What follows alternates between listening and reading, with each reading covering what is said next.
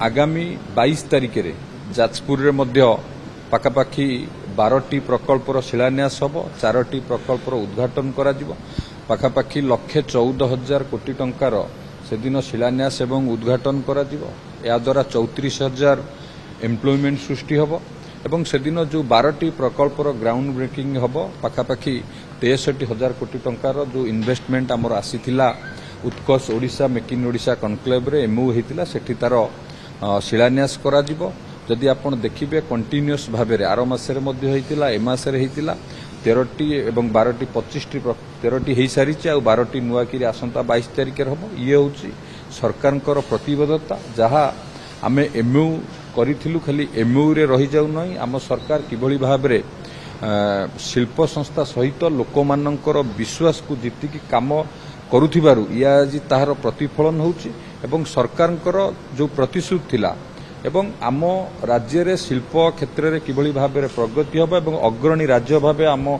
राज्य शिल्प क्षेत्र रे प्रतिष्ठित करिबो माननीय मुख्यमंत्रींकर ये प्रतिबद्धता एवं आम सरकार या ऊपर पूरा फोकस दे काम करू अछि।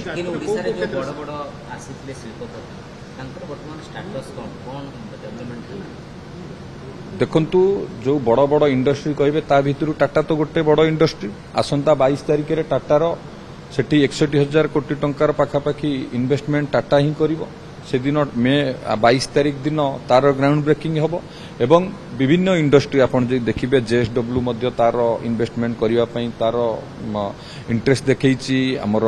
वेदांत ग्रुप मध्य इंटरेस्ट देखैछि। ये सब प्रक्रिया जारी रहिछि। सरकार जहा जहा एमओ करिसंती ताकू किभली भाबरे तार वास्तवता ग्राउंड रे हबो ग्राउंडिंग हबो सेति पई आम विभाग पूरा तत्पर अछि एवं सेहि दिगरे पूरा काम होछि। पोस्को जगह रे जेएसडब्ल्यू रो प्रतिष्ठा जो योजना वो केंद्रापड़ा रे नूतन प्लांट को योजना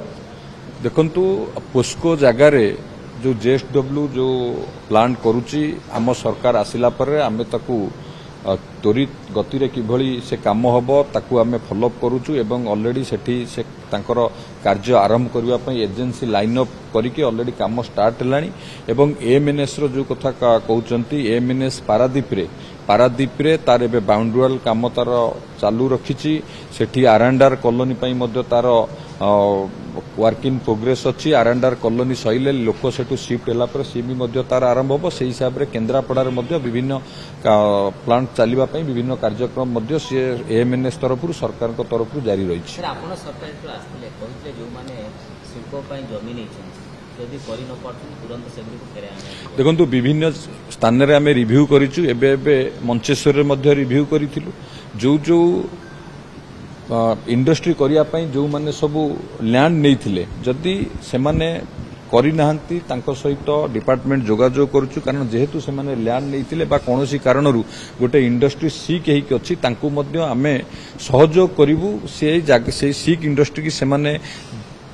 ताकू चेंज करी जदि करिया चाहउचंती सरकार निश्चित भाव में कोऑपरेट करिवो से इंडस्ट्री की से माने चेंज करी जदि आउ किछि करिया पई बा जो माने लैंड नैचुन तांकू आमे आउ थरे सुजोग दबा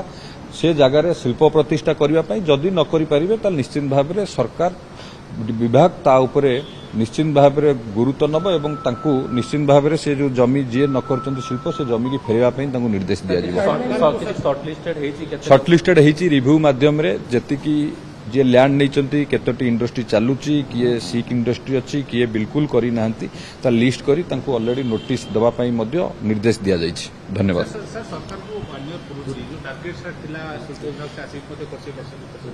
देखंतु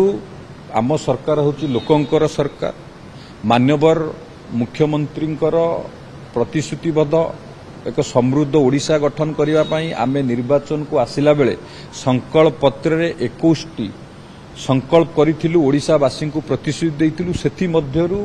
प्रथम वर्ष रे आमे पाखापाखि 11टी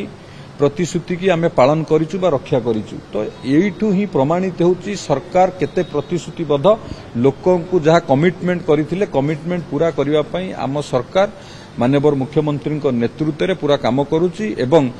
आमे निश्चित भाव में लोकों पाखक आम सरकार जीव आमे गोटे वर्ष 12 मासरे कौन कौन काम करिचु निश्चित लोकों को जनइबू लोकों को अवगत करइबू किंतु आम सरकार गोटे वर्ष आगुरु जो सरकार थिला निर्वाचन बेले भेली करंती निर्वाचनी योजना करंती किंतु आम सरकार प्रथम वर्ष रे जो काम करची निश्चित भाव में ओडिशावासी समुद्र मन रखिबे।